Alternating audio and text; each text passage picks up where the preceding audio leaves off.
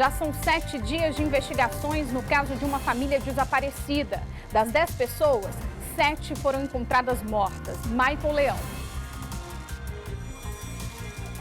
Exatamente, Vitória. A polícia continua trabalhando agora para localizar essas outras 3 pessoas que seguem desaparecidas. Essa madrugada teve buscas, inclusive uma perícia, utilizando luminol na casa que serviu de cativeiro. A gente traz os detalhes dessa história daqui a pouquinho. E a nossa equipe de Renata Belchior, sogra de Elisamar, Mônica Vieira. Ele era apaixonado pelaquela criança, ele era o pai não. É por isso que eu não aceito essa hipótese dele ter feito isso com a criança. E teve assassinato no início da manhã aqui na Asa Sul. Guilherme Glória. O crime foi registrado pelas câmeras de segurança de estabelecimentos comerciais da quadra 402 da Asa Sul. Foi com requintes de crueldade, pelo menos 7 disparos. A polícia já conseguiu chegar agora há pouco à prisão do suspeito e à apreensão da arma do crime. A gente vai trazer os detalhes. Hoje é sexta-feira, 20 de janeiro. O nosso jornal já está no ar. Mais um dia de investigações no caso da família, em que 10 pessoas estariam desaparecidas desde o último dia 12. Até agora, 7 corpos foram encontrados, mas 3 pessoas ainda estão desaparecidas. O repórter Michael Leão está nesses dias todos acompanhando esse caso. Vamos então ao vivo conversar com ele. Michael, a prioridade da polícia agora é saber onde estão Tiago, Cláudia e Ana Beatriz. Não é isso? Bom dia.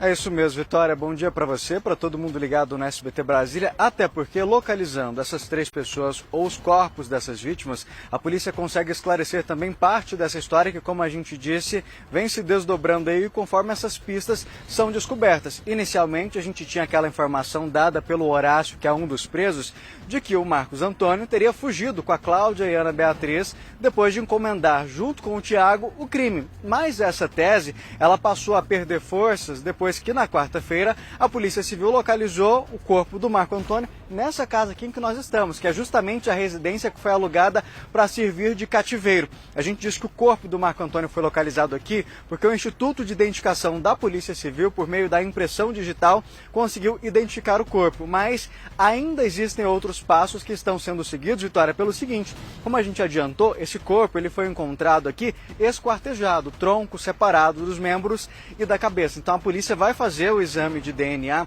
para confirmar se essas outras partes pertencem realmente ao Marcos Antônio ou se existem existem outros corpos dentro dessa casa. Até por isso, ontem à noite, inclusive a gente tem imagens aí exclusivas do momento antes dessa perícia, em que a nossa produtora Gabriela Tunes entrou aqui na casa, acompanhada ali da polícia, momentos antes dessa perícia ser realizada. Essa perícia da madrugada, Vitória, ela funcionou da seguinte forma, utilizando ali inclusive o luminol, que é um produto químico que indica para a polícia ali o local onde tem sangue. Por meio desse produto eles conseguem saber se esse sangue ele foi lavado ali, se existia a intenção de apagar essa prova ali. Segundo alguns policiais que trabalharam nessa operação, eles usaram até aquela linguagem policial mesmo, bingo, quer dizer que deu alguma coisa, mas ainda não foi repassado o que teria sido indicado por essa perícia.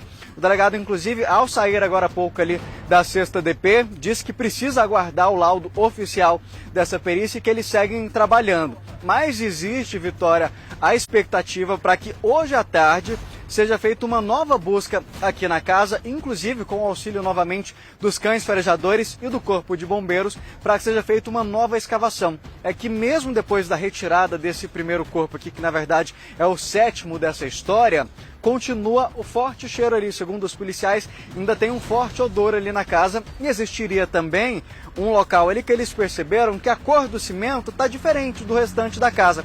A gente até conversou com um morador aqui da região que queria comprar o imóvel.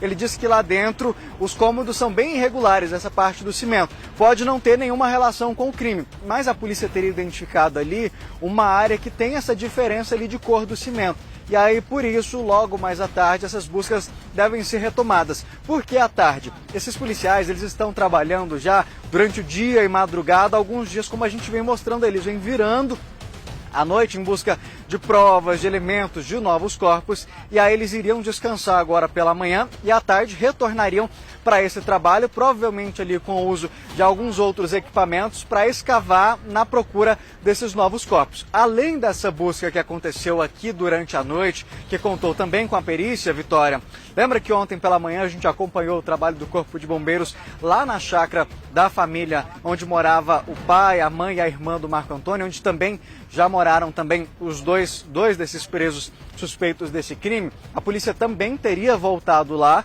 e passado em um lixão que fica a cerca de 5 minutos de carro imagens da rodovia que fica em frente à Casa do Cativeiro. Nesses locais não foram identificados nada ainda, por isso a polícia trabalha ainda com essa tese de que esses corpos possam estar aqui na casa. Por que a gente fala que essa tese do Horácio ela vai perdendo força a cada momento?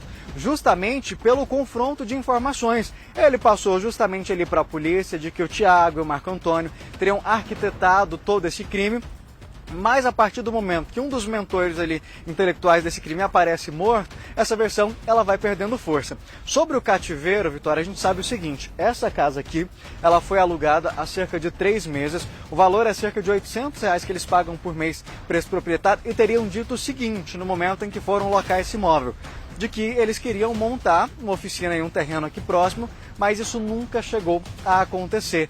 Então, tinha essa movimentação dessas pessoas, eles alugaram há 3 meses. Essa é uma informação dada pelo Fabrício ali no depoimento à Polícia Civil. A gente adiantou que no início ele tinha mantido segredo, não queria falar, respeitado ali o direito de se manter em silêncio, mas que depois teria repassado essas informações para a polícia, de que eles alugaram a casa há cerca de 3 meses, um valor ali de R$800 por mês, mentiram para o proprietário dizendo que era para montar uma oficina aqui perto, mas isso nunca chegou a acontecer.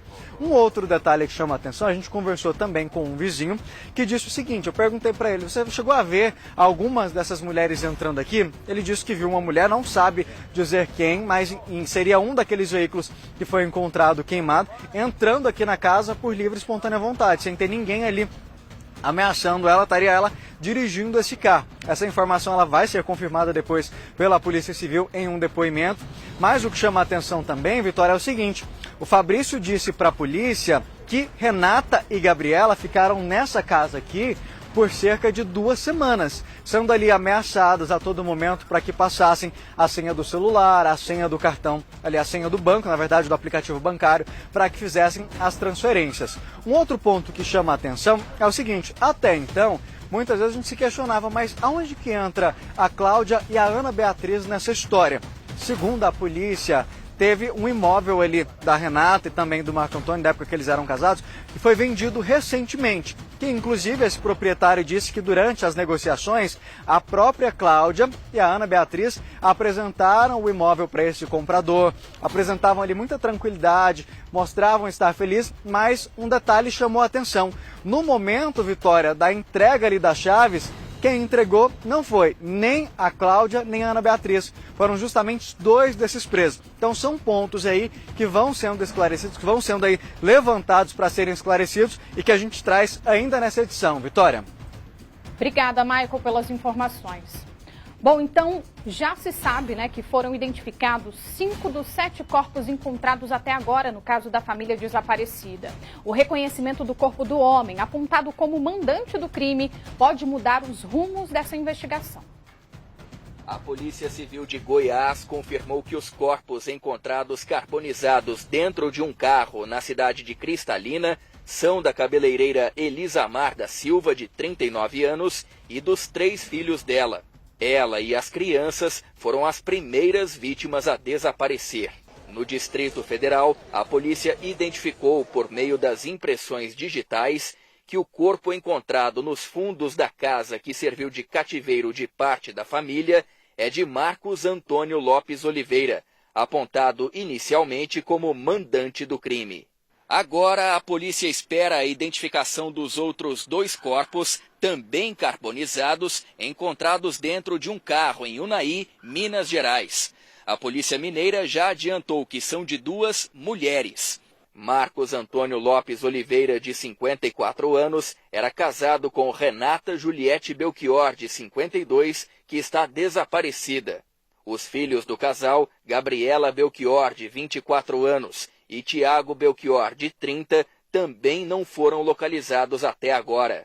Tiago é marido da cabeleireira Elisamar Silva e pai das 3 crianças. A ex-mulher de Marcos Antônio, Cláudia Regina Marques de Oliveira, e a filha dela, Ana Beatriz Marques de Oliveira, também desapareceram. Os 3 homens presos por suspeita de participação nos crimes passaram por uma audiência de custódia. Horácio Carlos Ferreira, Gideon Batista de Menezes e Fabrício Silva Canhedo tiveram as prisões em flagrante convertidas para preventivas. Uma tarefa com cães farejadores, drones e mergulhadores tenta localizar as outras 5 pessoas. A área aberta, ela foi varrida, né, observada pelos drones, né, que fez uma observação se tinha alguma área removida de terra recentemente, ou se tinha algum indício que pudesse indicar a presença dos corpos nesse local. Agora imagina a situação dos familiares que estão esperando um fim, para essa angústia. Uma história que a cada momento fica mais violenta. A repórter Mônica Vieira conversou por telefone com uma irmã de Renata Belchior, mãe de Tiago. A suspeita é que o corpo dela tenha sido encontrado carbonizado dentro de um carro próximo a Unai, Minas Gerais. A Mônica agora vai falar com a gente ao vivo. Mônica, conta pra gente como que foi essa conversa. Boa tarde.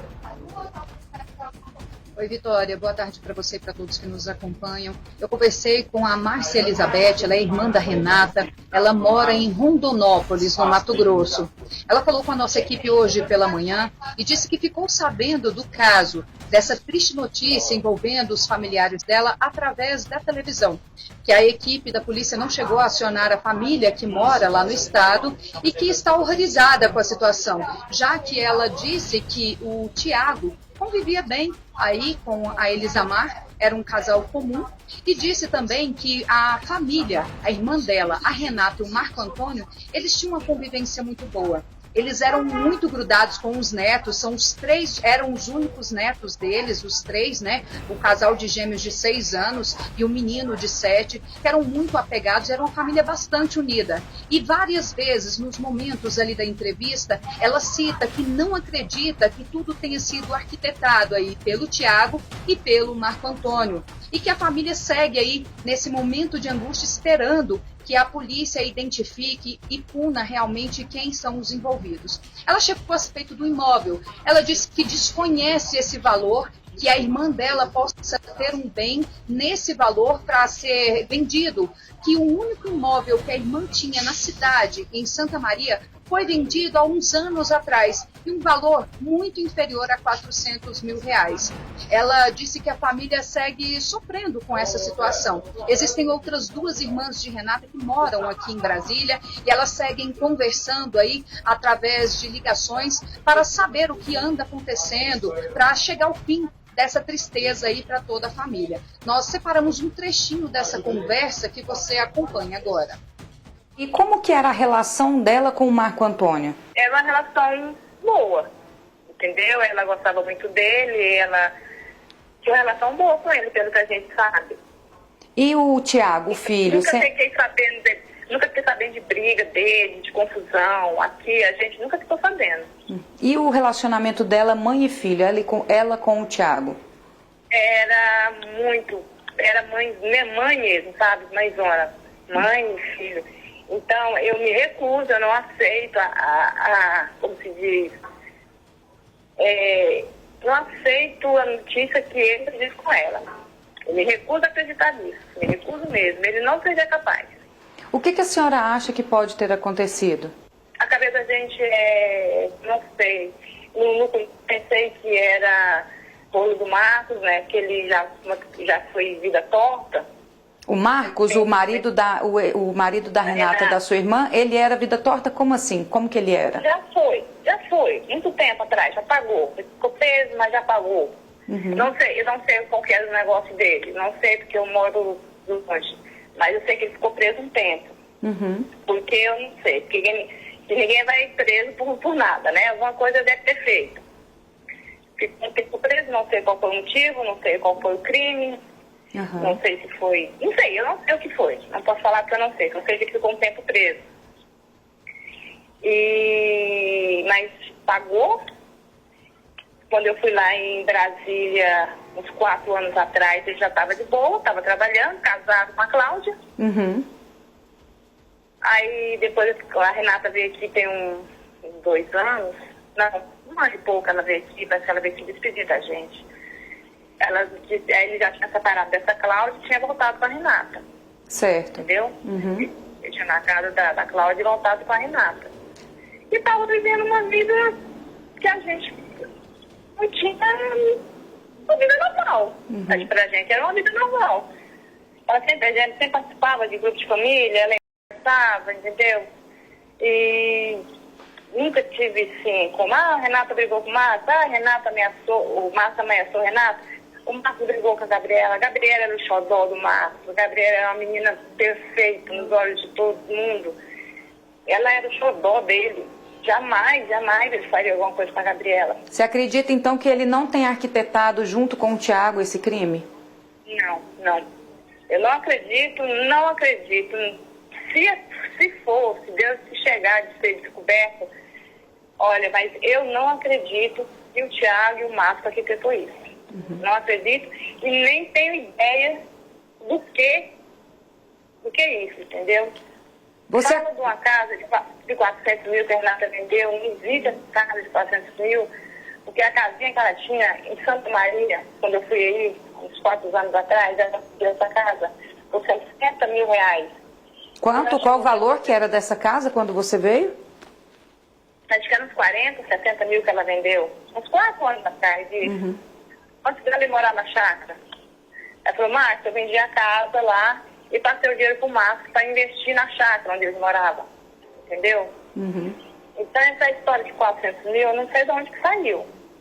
E ela não tem outra casa, ela só tinha uma que ela já havia vendido. Sim, que era em Santa Maria, onde ela tinha essa casa. E Há 4 anos atrás, ela vendeu essa casa. E o dinheiro, ela falou para mim que passou para o Márcio para investir na chácara onde eles estavam morando. Qual que foi o valor que ela vendeu há 4 anos atrás? Olha, meu anjo, eu não sei quanto que foi, não sei se foi 40, se foi 60, mas 400 mil eu tenho certeza que não foi. Eu não sei de onde eles arrumaram esse dinheiro, apareceu esses 400 mil na reportagem. Uhum. E você chegou a conhecer essas pessoas que foram presas, aquele caseiro que trabalhava lá? Nunca, porque quando ela mudou para a chácara, eu não cheguei nessa chácara. Uhum. Quando ela morava na chácara ainda. Então eu não conhecia o pessoal, não conhecia a chácara, não conhecia o local. E a relação do Tiago com a Elisamar? Eles viviam bem? Como eu te falo, né, eu moro aqui no Mato Grosso, então, às vezes que eu fui lá, que eu vi, que eu cheguei de participar de almoço de família, de encontro de família, eu via normal. Ele é muito carinhoso com aquelas crianças, ele era apaixonado pelas crianças, ele era um paizão. É por isso que eu não aceito essa hipótese dele ter feito isso com as crianças. Vocês estão acompanhando, a gente está seguindo, né, essa história, acompanhando essa história de vários pontos. O Michael, como a gente mostrou no início dessa edição, está lá em Planaltina e a Mônica na delegacia no Paranoá, com um sinal via internet. Às vezes dá uma falha no áudio, um barulho, entra mais, mas a gente consegue entender a Mônica claramente. Eu queria, inclusive, voltar com ela. Mônica, então, pelo que você conversou, né, com essa familiar, com a irmã da Renata, ela está ainda muito confusa. Como o caso é muito confuso, né? Ela não acredita, descarta, pelo menos por ela, a participação do Tiago e do Marcos Antônio como mandantes desse crime, é isso? Isso mesmo, Vitória. Ela, em todo o tempo, eu perguntei 3 vezes e as 3 vezes ela manteve a mesma resposta. Ela disse que não acredita de forma alguma que o Tiago tenha arquitetado isso junto com o pai, com o Marco Antônio, para poder matar os familiares. Segundo ela, o pai, o Marco Antônio, era muito grudado aí com a Gabriela, tratava igual uma princesa, a irmã do Tiago, que tinha 25 anos, e o Tiago também era tratado, e sim, sobre as asas mesmo da mãe, muito protegido, né? Então a família é muito simples, o pessoal sempre trabalhou muito para tentar sobreviver, né? Para poder pagar as contas, como ela mesma disse, mas que jamais ela pensa essa possibilidade deles dois terem se unidos para construir por um dinheiro que, segundo ela, não existe. Até porque ela citou que a venda de uma casa, que a irmã dela, Renata, vendeu realmente uma casa, mas essa casa não chega ao valor de R$100 mil. E que essa venda aconteceu há mais de 3 anos. Então, ela descarta qualquer participação dos dois nesse crime. Vitória. Obrigada, Mônica. Bom, e olha só, essa história envolve gente demais. São 10 pessoas de uma mesma família, além dos 3 suspeitos, que relação com a família também. Então vamos dar uma olhada aqui para entender direitinho quem é quem, né? Quais já foram confirmados que estão mortos e quem são os desaparecidos. A gente preparou uma arte, olha só. Temos ali a Renata Belchior, de 52 anos, que é a sogra da Elisimar, Marcos Antônio Lopes de Oliveira, que é o sogro da Elisamar, a Cláudia Regina Marques, né, que é a ex-esposa de Marcos. E olha só, a Renata e o Marcos têm 2 filhos, que é a Gabriela Belchior e o Tiago Gabriel, de 30 anos, que é o esposo da Elisamar. Além disso, o Marcos Antônio e a Cláudia Regina, que é a ex-esposa de Marcos, têm uma filha, que é a Ana Beatriz Marques de Oliveira. E o casal Tiago e Elisamar tem aí os 3 filhos, Gabriel, de 7 anos, e o casalzinho de gêmeos, Rafaela e Rafael, de 6 anos de idade. Agora, segundo a polícia, quem são os desaparecidos nessa história?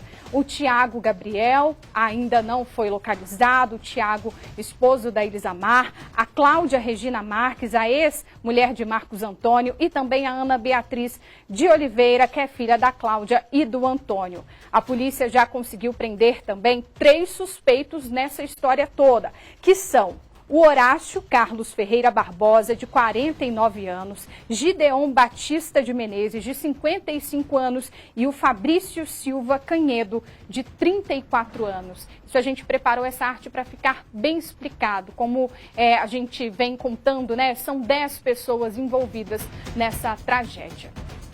Bom, vizinhos da casa usada como cativeiro nem imaginavam que um crime como esse aconteceu lá dentro.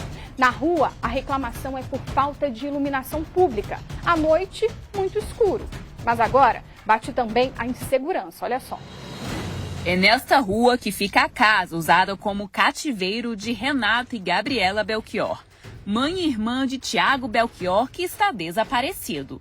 No local, também foi encontrado o corpo de Marcos, o marido de Renata. Mas cadê a iluminação pública do local?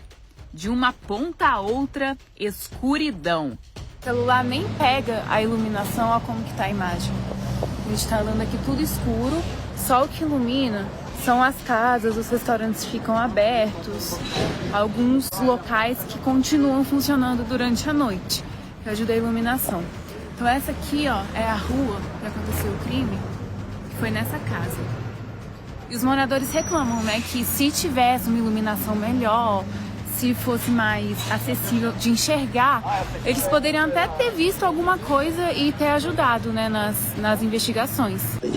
A gente não tem aqui uma energia, a gente é só no escuro. O que está acontecendo na minha porta da minha casa, que eu moro aqui há tantos anos, e o pessoal ficou aqui, ó, preso aí, sofrendo, e a gente não sabe de nada, porque falta energia. Essas mortes que teve aí, ó, e eu acho que se tivesse uma energia, um vizinho via, um parente via, um cara, que aqui todo mundo, quem mora aqui sabe quem entra e sai todo dia. Uhum.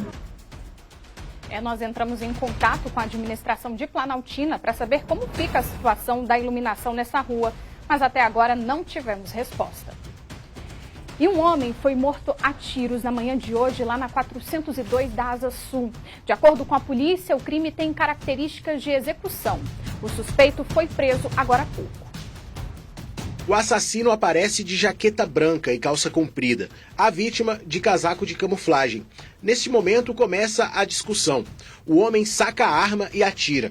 A vítima ainda tenta fugir, mas cai no chão atingida pelos disparos. O criminoso caminha tranquilamente. A vítima chega a implorar pela própria vida. Mais tiros são disparados e o assassino foge como se nada tivesse acontecido. Os bombeiros foram acionados para prestar socorro. A equipe chegou logo, mas o rapaz, que seria um morador de rua, já estava morto. Segundo a perícia, ele foi atingido por pelo menos 4 tiros. Para a PM, foi uma execução. Tudo indica que foi uma discussão entre 2 rapazes, né? E aí, após essa discussão, o autor efetuou 6 disparos.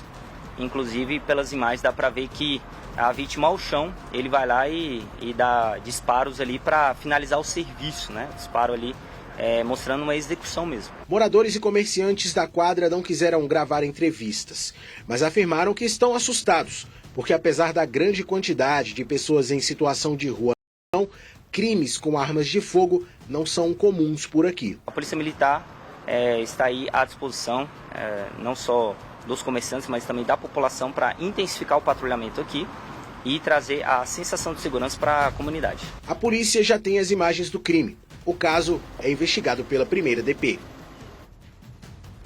Vamos voltar agora a falar do caso Elisamar e vamos direto para Goiânia, porque o repórter Almir Costa vai conversar com a gente sobre os trabalhos da perícia na identificação dos corpos que estavam no carro carbonizado encontrado perto de Cristalina.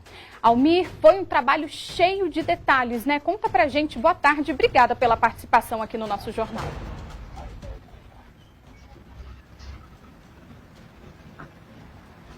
Boa tarde, Victória. Eu que agradeço. Estamos aqui para colaborar com os nossos telespectadores aí do SBT Brasília, justamente nesse trabalho das polícias técnico-científicas e também Polícia Civil para esclarecer essa história toda. Pois é, esse trabalho ele foi muito delicado e muito criterioso, dada, né, a situação em que os corpos foram encontrados nesse carro carbonizados.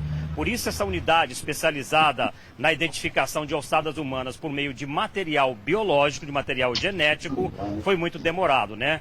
Amostras de DNA foram usadas e várias outras possibilidades para poder fazer essa identificação.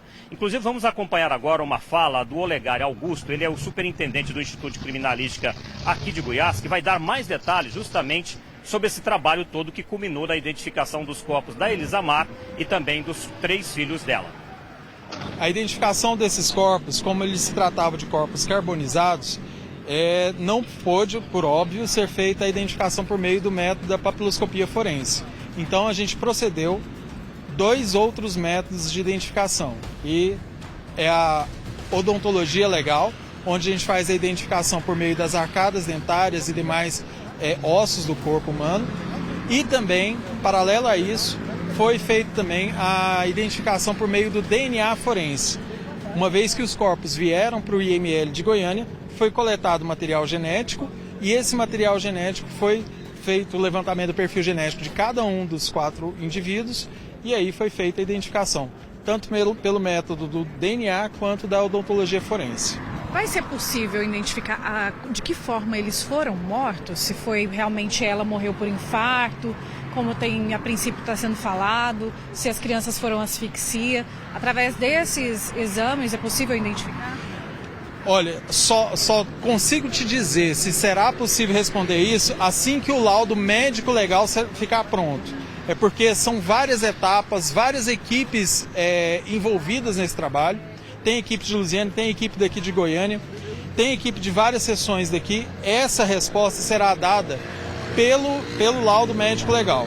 Então, uma vez que esse laudo estiver pronto e tendo vestígio suficiente para dizer isso, aí essa resposta será dada nesse laudo. Pode ser que demore isso. Quanto tempo, mais ou menos? Pode ser que demore aí alguns de 10 a 15 dias ainda. Até para ter certeza, até para ter a informação da causa da morte, como nós vimos aí, né? Ter certeza da identificação também desses corpos. Né?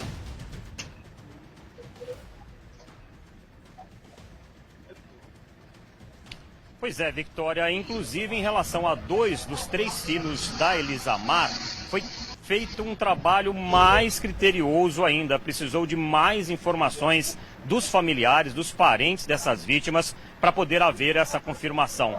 Vamos inclusive acompanhar uma outra fala, que é do perito criminal, Fernando Piccolo, que dá mais detalhes sobre o que foi feito para se chegar a essa identificação. Gente, como que foi feita essa identificação dos corpos? Durante o exame de necrópsia foram coletados materiais genéticos das vítimas que foram enviados para o Laboratório de Biologia e DNA Forense aqui no Instituto de Criminalística. Foi feito o confronto desse material enviado com material de familiares que foi coletado em Lusiânia e enviado para cá. Só que o exame de DNA ele não conseguiu diferenciar duas das crianças, que eram dois indivíduos, filhos do mesmo pai e da mesma mãe, por isso com um DNA de parentesco semelhante, né? E também por causa da faixa etária que eles tinham. Então, nesse momento, não eram gêmeos, na verdade, era um, se não me engano, de 6 e outro de 7 anos. Então, como o DNA não conseguiu diferenciar esses dois indivíduos, eles acionaram novamente nós, informando que, subsidiando-nos com essa nova informação de que eram as duas crianças filhas, e a partir disso nós aprofundamos a análise antropológica e por meio do exame dos dentes a gente conseguiu concluir de que um deles era mais velho e o outro era mais novo. Então a gente, com essa nova informação que foi repassada para o DNA e associando principalmente as duas informações, só dessa forma foi possível identificar todos os indivíduos. Apesar de estarem carbonizados, a arcada dentária estava intacta ainda, era possível fazer? Na verdade não intacta, porque a gente sempre tem na carbonização grande, a gente sempre tem algum nível de perda, mas as informações que estavam lá presentes possibilitaram, felizmente para todos, né, a solução do caso nesse sentido, de identificação. Pois é, Victória, apesar dessa complexidade toda, né, a gente percebe que o trabalho da Polícia Técnico-Científica foi rápido, porque a previsão era de 10 a 15 dias para poder sair o resultado dessas identificações. Inclusive, a Polícia Técnico-Científica aqui de Goiás está colaborando também com a identificação daqueles outros dois corpos que estavam naquele segundo carro encontrado queimado, com os corpos carbonizados também, naquela rodovia lá no município de Unaí, em Minas Gerais. E essas identificações também ainda não saíram. O que se espera é que saiam logo, né, essas identificações, para que a gente vá fechando esse quebra-cabeça aí sobre toda essa história macabra envolvendo essa família. Eu volto com você. Difícil, mas é um trabalho minucioso e agora a gente não tem mais dúvidas, né, Almir? Foram confirmados realmente a identificação dos corpos da Elisamar e dos 3 filhos, o Gabriel, a Rafaela e o Rafael. Obrigada, Almir, pela participação, obrigada por toda a ajuda aí, nossos colegas da TV Serra Dourada. E foi preso lá em Tocantins o assassino de Amanda Santos. O feminicídio foi mês passado, lá na região do Arapuanga, em Planaltina. Ele não aceitou o fim do relacionamento. No dia 14 de dezembro, Eliésio teria chamado a vítima para conversar. Mas houve uma discussão e Amanda acabou morta por estrangulamento. O corpo dela foi encontrado em frente à casa dele, com marcas no pescoço. Eliésio fugiu logo após o crime. Ele foi preso ontem em Tocantins e deve ser trazido para o DF nos próximos dias. Eliésio já respondeu por outros crimes de violência contra a mulher. Gente, olha, todo cuidado é pouco para não cair em golpes. A gente sempre vem contando aqui no jornal, né? A gente vai conversar agora com Guilherme Glória, porque tem um golpista aí na praça. Como é que essa dupla agia? Na verdade, 2 golpistas então, né, Guilherme? Conta pra gente. Boa tarde. Boa tarde, Vitória. Boa tarde a todos. Esse caso é bem curioso porque essa dupla, ela se apresentava como funcionários de uma empresa que faz conserto de máquinas de lavar.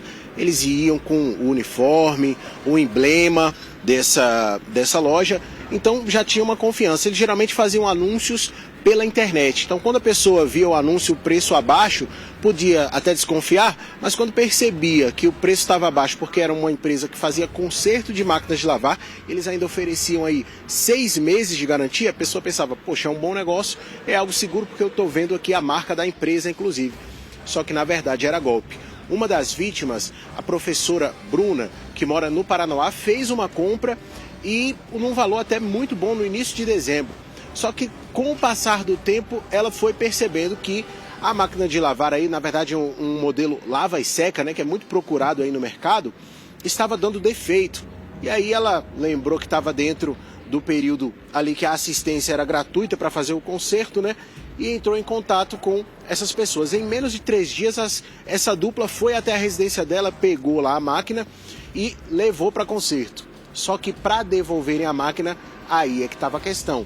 Demora muito grande, todo mundo, toda vez que ela tentava algum contato, todo mundo que atendia dava uma desculpa diferente e ela começou a estranhar. Até que um dia ela foi no Facebook, onde ela tinha achado o anúncio, e viu a foto da mesma máquina lá. E aí foi aí que ela estranhou. Entrou em contato novamente com a dupla e disse: olha, vocês estão vendendo a minha máquina.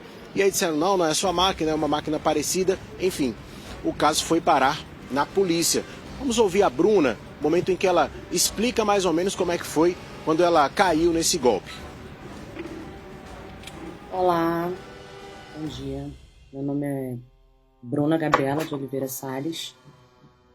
Dia 1º de dezembro, eu anúncio no Facebook de uma lave seca e mandei mensagem pro rapaz falando que eu tinha interesse na máquina. Ele me respondeu, falou que a máquina estava disponível. Eu comprei a máquina dele, ele levou até minha residência a máquina, só que eu morava numa casa de aluguel aqui na cidade do Paranoá. Eu comprei uma máquina de lave seca porque eu mudaria para um apartamento aqui no Itapuã Park, né? Então, quando eu mudei aqui para o apartamento e eu fui testar a máquina, ela deu erro no painel. Aí eu entrei em contato com eles e em menos de 30 minutos eles vieram buscar a máquina. Só que eles buscaram a máquina e levaram e falaram que era 3 dias úteis para poder arrumar. Em 3 dias úteis, eu esperei, eles buscaram a máquina quinta-feira. Aí eu entrei em contato com eles na segunda à noite para perguntar se eles devolveriam a máquina, pedir que devolver. Aí o rapaz queria me cobrar R$1.000 e falou que não tinha como, que não sei o quê, e começou já a ser grosseiro. Eu falei: cara, preciso da minha máquina, vocês até agora não me enviaram nota, eu tô pedindo a nota todos os dias, vocês não me enviam. Aí ele foi: não, porque vai ter que esperar 30 dias. Aí eu: tudo bem. Só que quando eles vieram na minha casa, eles vieram com o uniforme de uma empresa chamada Brastel, com 2 L's no final. E aí, como eu vi que ele não estava retornando, né? Aí eu achei estranho. Aí quando eu fui ver naquelas compras do Facebook, minha máquina estava anunciada para venda. E nisso eu pedi para pessoas, amigas, fazerem proposta. Elas fizeram a proposta. Ele meio que topou, só que depois ele tirou a máquina da venda, né? O Mike postou, o Marcos postou, tanto postou, ele criou um perfil falso, Marcos Souza, postou lá no Facebook, minha máquina à venda. Mike postou também, eu questionei ele, que ele estaria vendendo minha máquina, e ele falou que não era minha máquina. Eles têm uma loja na Rua 5 da Vicente Pires. Aí eu peguei na mesma hora, fui caçar essa loja na Rua 5 da Vicente Pires. E andei a Rua da Vicente Pires até que eu encontrei a loja. Só que na hora que eu encontrei a loja, o Marcos estava saindo. Ele não me viu. Então eu fiquei na vidraçaria do lado e fiquei esperando até que eles retornassem à loja. No que eles retornou à loja, eu já entrei dentro da loja. Falei que eu queria a minha máquina. Só que quem abriu a loja foi o Mike e não o Marcos. O Marcos não estava, já saiu. E eu falei que eu queria a minha máquina.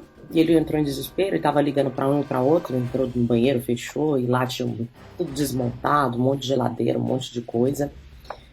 E aí ele ficou ligando pro Marcos e tal. Aí eu liguei para a polícia, para a 38ª de Vicente Pires, a polícia veio de prontidão. Eu falei que tava acontecendo estelionato, né? Até porque eu paguei, tá? Mostrei o comprovante e tudo mais, mostrei que eles estavam fazendo oferta, inclusive responderam, né, a oferta lá para uma conhecida. Então, assim, eles foram presos em flagrante, né? Os dois ontem foram presos em flagrante lá em Vicente Pires. E isso sirva de alerta, né, gente? Porque eles são muito espertos, eles vão mais para cima de mulher e idoso, pelo que eu percebi, né? O que a gente percebe aí nesse caso é que eles tinham essa conduta. E eles já anunciavam uma máquina sabendo que ela tinha defeito e ficavam na expectativa de que a pessoa entrasse em contato com eles para pedir o serviço de assistência dentro da garantia para começar a aplicar o golpe e vender novamente. Essas informações são dadas inclusive pela polícia, que divulgou a imagem de um dos envolvidos, o Marcos de Souza Figueira, de 27 anos. E de acordo com a polícia já tem 5 casos de golpes parecidos com esse que a Bruna acabou de descrever. O delegado responsável pelo caso é o delegado Valber Lima, e ele e a delegacia da 38ª DP é que está divulgando essa imagem porque podem haver mais vítimas, inclusive. Vamos ouvir o que fala o delegado em relação a esse caso.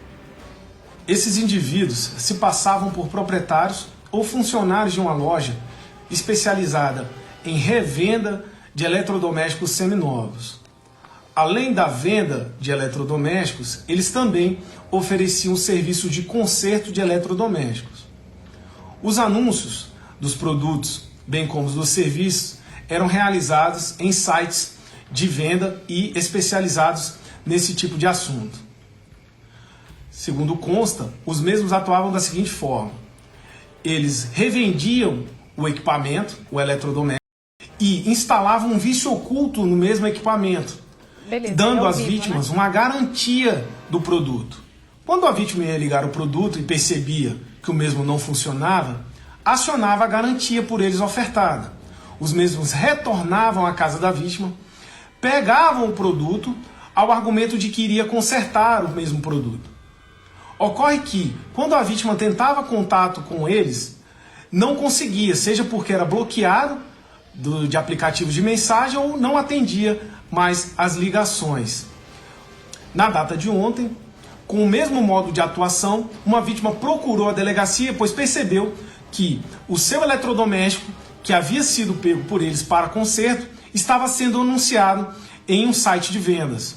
Imediatamente nós deslocamos até o local, uma loja que havia sido recém-aberta em Vicente Pires, e conseguimos localizar ambos os autores e percebemos que realmente, de fato, o produto estava para anúncio. Conduzidos à delegacia, ambos foram autuados pela tentativa de estelionato, oportunidade em que foi arbitrada uma fiança de R$ 1.350 para cada um deles. Ao observar os mesmos indivíduos, nós percebemos que, ao menos no Distrito Federal, 6 ocorrências registradas contra eles com o mesmo modo de apuração em diversas regiões do Distrito Federal. Imagina só, você coloca a sua máquina para arrumar, leva para o conserto, pesquisa um serviço, né, um prestador de serviço, e aí quando você vê, sua máquina está lá sendo anunciada no Facebook, nas redes sociais, até parece piada, né? Enfim. Bom, um casal em situação de rua foi preso pela PMDF depois de furtar uma lanchonete no setor comercial sul. Nas imagens das câmeras de segurança, dá para ver como eles agiam. Por volta das 8 da manhã, entraram no comércio e já pegaram uma bolsa que estava em uma das mesas. Eles foram presos com os objetos furtados, porções de crack, cerca de R$ 500 em dinheiro e também materiais eletrônicos furtados em outro dia. Os detidos foram levados para a 5ª Delegacia de Polícia e foram autuados pelos crimes de tráfico e receptação. Eu vou ter que chamar um rápido intervalo, não sai daí, porque daqui a pouquinho a gente volta com mais informações sobre o caso Elisamar. Até já! Volta ao noticiário, a PCDF apreendeu remédios abortivos e estimulantes sexuais ilegais em Ceilândia. 5 pessoas foram presas pelas vendas ilegais. Com elas, a polícia encontrou 3 tipos de medicamentos. Ao todo, mais de 90 comprimidos como cartelas de Citotec e Pramil, um estimulante sexual masculino. Os agentes também encontraram porções de drogas. A investigação começou depois de uma denúncia anônima de vendas desses remédios abortivos em Ceilândia e Samambaia. E a polícia investiga a morte de jovem em pista de skate numa praça em Samambaia. O repórter Guilherme Glória tem mais informações. O que se sabe até agora, hein, Guilherme? Boa tarde mais uma vez. Vitória, até o momento a polícia ainda está investigando para descobrir quem foi o autor desse crime, né? Mas já se sabe pelo menos aí que teria sido motivado por uma discussão. A gente tem até um vídeo que mostra o momento em que as equipes de socorro tentam fazer uma reanimação ali na vítima, um jovem de 19 anos. De acordo com a polícia, foram pelo menos 8 disparos. Esse jovem estava nessa praça próxima à Igreja da Barca e a informação é de que ele teria participado de uma discussão minutos antes disso acontecer. Ele estava dentro de um veículo Volkswagen Fox Prata e ele foi atingido por esses 8 disparos, na perna, nas costas e no abdômen. De acordo com a polícia, no momento ali não foi identificado esse suspeito, mas o trabalho já acontece para ter essa identificação aí, até porque já se sabe que foi uma discussão, houve uma discussão antes e provavelmente foi essa a motivação. Então agora a polícia busca os envolvidos nessa discussão para chegar até quem cometeu o crime. A 38ª Delegacia de Polícia é quem está investigando o caso e a nossa equipe conversou com o delegado, que disse que por hora não pode passar mais detalhes ou se manifestar sobre o caso, porque está em andamento a investigação e isso pode atrapalhar aí na identificação do autor, mas a Polícia Civil vai passar, assim que tiver novidades em relação ao caso, vai passar essas informações e, é claro, a gente repassa aqui quando a polícia chegar à autoria desse crime. Vitória. Obrigada, Guilherme. Bom, vamos voltar a falar do caso Elisamar. Os 2 corpos encontrados carbonizados em Unai foram identificados pela Polícia Civil de Minas Gerais e são de 2 pessoas do sexo feminino. Vamos ouvir uma entrevista. Nós podemos dizer até o momento é que eram 2 corpos femininos. Por quê? O material que nos chegou foi um material muito deteriorado, carbonizado, que não permitia identificação visual. Então, imediatamente, o material foi encaminhado para o nosso serviço de antropologia forense. Lá ele passou pelo início dos exames, passou por tomografia, passou por raio-x e depois começou-se uma forma de preparo desse material todo. Eles possam ser examinados mais profundamente a fim de se verificar, por exemplo, sexo, ou idade, ou cor de pele. Agora que o material todo para estudo já está no IML de Belo Horizonte, nós vamos dar encaminhamento a todas as tratativas que precisam ainda ser feitas para estudo do caso, inclusive a análise do DNA, que é feita no Instituto de Criminalística da Polícia Civil. Há vários procedimentos ainda para serem feitos e não há uma previsão exata para a conclusão dos trabalhos. Ao final dos trabalhos, uma vez concluídos, o resultado será repassado à Polícia Civil do Distrito Federal, que é quem está conduzindo as investigações a respeito do caso. Vamos falar com a repórter Mônica Vieira, porque ela está lá na Delegacia do Paranoá. Mônica, você conseguiu alguma informação por aí sobre o andamento dessas investigações? Como que vai ser esse trabalho ao longo do dia desta sexta-feira? Oi, Vitória, volto novamente aí com você. Obrigada aí pela informação que você deu antecipada aí pra gente em relação agora à tarde, porque realmente vai ser agitada, é o que promete hoje aqui na delegacia, viu? O delegado Ricardo Viana disse o seguinte, ele chegou aqui por volta de, era 11 horas, que é o delegado que está cuidando desse caso aqui em Brasília, dizendo que à tarde teria uma reunião e nós aqui da imprensa ficamos assim sem saber se essa reunião seria aí entre policiais ou se ele concederia aí uma entrevista coletiva para a imprensa, porque toda está aqui. Aí o que acontece? Chegou agora há pouco o delegado de Minas Gerais, tudo indica que essa reunião deve acontecer com os delegados responsáveis aí por cada local que estão participando para tentar elucidar esse caso.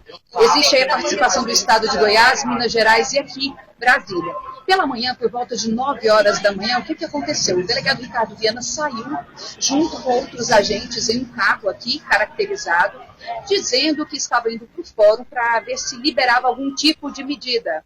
Mas ele disse que não conseguiu, ele não entrou em detalhes com a gente em relação a essas medidas, o que estaria sendo liberado, o que iria para a liberação lá no fórum. Mas ele nos disse o seguinte, que foi encontrado pela madrugada um material que comprova que houve um confronto ali no cativeiro e esse material que foi usado luminol para poder identificar, disse que comprova realmente que houve um confronto, que lavaram o local para que não deixassem vestígios e foi encaminhado para a perícia. Então tudo isso eu acho que vai ser analisado agora à tarde, já com a chegada desse delegado aqui de Minas Gerais. Então a gente aguarda mais informações, eles estão reunidos neste momento aqui dentro da 6ª DP e logo mais a gente deve voltar com mais resultados aí dessa conversa e se deve chegar mais algum delegado aí para esse caso, seja do estado de Goiás ou algum outro aqui de Brasília, tá bom? Volto com você. Mônica, inclusive, a Mônica conseguiu pegar uma fala pequenininha do delegado Ricardo Viana, lá na porta da 6ª DP. Vamos acompanhar. A gente voltou ao local os 2 ambientes já conhecidos de vocês, cativeiro e a chácara, fazer uma perícia complementar com o luminol. O que significa isso? Saber se houve sangue, se houve alguma luta corporal, algum crime naquela área que vitimasse pessoas. Esse tipo de perícia detecta se esse sangue foi lavado ou apagado. Tá? Foi uma perícia complementar que nós fazemos lá. Vamos agora falar sobre os atos terroristas do último dia 8 de janeiro. A Advocacia Geral da União pediu o bloqueio de bens de pessoas físicas e empresas envolvidas nos atos golpistas, né? Que esse bloqueio de bens suba para 18 milhões e meio de reais. O montante inicial solicitado era de 6 milhões e meio. Bom, esse acréscimo, né, leva em consideração relatórios que estimam danos de quase 8 milhões de reais ao patrimônio do Palácio do Planalto e de 6 milhões de reais no STF. O pedido de aumento no bloqueio de bens também leva em conta o valor atualizado dos prejuízos na Câmara dos Deputados, 1 milhão e 100 mil reais. E nesta quinta-feira, o governo Lula trocou 18 superintendentes regionais da Polícia Federal. Ainda foram exonerados 27 superintendentes da Polícia Rodoviária Federal. Os superintendentes exonerados haviam sido indicados pelo ex-presidente Jair Bolsonaro. Das 27 regionais da Polícia Rodoviária Federal, apenas o superintendente da corporação no Piauí foi mantido no cargo pelo governo Lula. Mas no fim da tarde, o inspetor Paulo Fernando Nunes Moreira exoneração. O presidente da Federação Nacional dos Policiais Rodoviários Federais reconheceu em entrevista ao SBT News que existiu uma espécie de bolsonarização da PRF. Nós estamos fazendo um trabalho de reconstrução da nossa imagem, já que ela foi bastante afetada. Houve uma cooptação da autogestão durante o governo Bolsonaro e essa autogestão representa a PRF, a grande maioria dos policiais rodoviários federais. E alguns fatos realmente lamentáveis, como o ex-diretor colocar apoio em redes a um determinado candidato. Os nomes dos novos indicados para superintendências da PRF devem ser confirmados nos próximos dias. É que o Ministério da Justiça, junto com o diretor-geral da Polícia Rodoviária Federal, estão fazendo a análise do perfil dos cotados, já que internamente no governo existe a convicção de que depois das Forças Armadas, a PRF foi a que mais sofreu com a politização. Na Polícia Federal, nesta quinta-feira, foram anunciados os nomes de 18 novos superintendentes. No Rio de Janeiro, assume Leandro Almada, delegado que trabalhou no caso Marielle Franco. Em São Paulo, na maior superintendência do país, o delegado Rogério Giampaoli, que já foi chefe do Comando de Operações Táticas e estava na chefia da PF em Sorocaba. Metade dos novos superintendentes é formada por mulheres, como é o caso da escolhida para assumir o cargo na Paraíba. A delegada Cristiane Correia Machado comanda investigações da PF que envolviam pessoas com foro especial nas cortes superiores. Para o presidente da Associação dos Delegados da Polícia Federal, as mudanças são naturais com a troca de governo. No entanto, ele disse que espera que o governo Lula não faça alterações na direção com a mesma frequência que fez Bolsonaro. Em 4 anos, o ex-presidente mudou 4 vezes o comando-geral da PF. O que não é normal e é muito prejudicial à Polícia Federal é essa troca constante na direção. Isso até por uma questão de gestão administrativa. Isso tudo, claro, diminui a velocidade de ação da Polícia Federal, porque, como eu comentei, cada um tem a sua forma de trabalhar. Então, isso é muito ruim. Além do que, gera sempre uma indagação de se está trocando por isso ou por aquilo outro. Tem operação da Polícia Federal aqui no DF em 5 estados para identificar envolvidos nos ataques do dia 8 de janeiro, quando as sedes do Congresso Nacional, STF, Palácio do Planalto foram invadidas e houve muita destruição. Vamos ao vivo com a repórter Raíssa Lomonte, que tem as informações. O que já temos até agora, Raíssa? Conta pra gente. Boa tarde.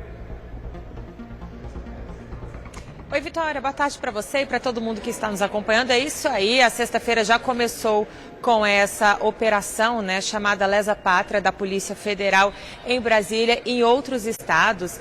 Olha só, foram 8 mandados de prisão preventiva e mais 16 mandados de busca e apreensão expedidos pelo Supremo Tribunal Federal. E desses, 5 foram no Distrito Federal, 5 mandados. e 2 prisões aqui no Distrito Federal de pessoas que ajudaram a depredar o patrimônio ou que financiaram ou incentivaram esses atos. Além disso, a polícia também cumpriu esses mandados em São Paulo, Mato Grosso do Sul, Rio de Janeiro, Minas Gerais e Goiás. Essas pessoas, Vitória, se condenadas, podem responder por crimes como abolição violenta do Estado Democrático de Direito, dano qualificado, associação criminosa, incitação ao crime, destruição de bem especialmente protegido. A polícia fez um grande serviço de monitoramento nas redes sociais, buscou vídeos, também participou de grupos de WhatsApp onde essas pessoas combinavam a prática desses atos e chegou então até essas pessoas. Lá no Pará também está ocorrendo uma ação parecida com essa e a polícia frisa que esse é o início, essa operação não vai parar e quem quiser, inclusive, pode ajudar denunciando, enviando fotos ou materiais que levem até pessoas que participaram desses atos. É só entrar na página da Polícia Federal e lá vai ter essas informações para que a população possa colaborar.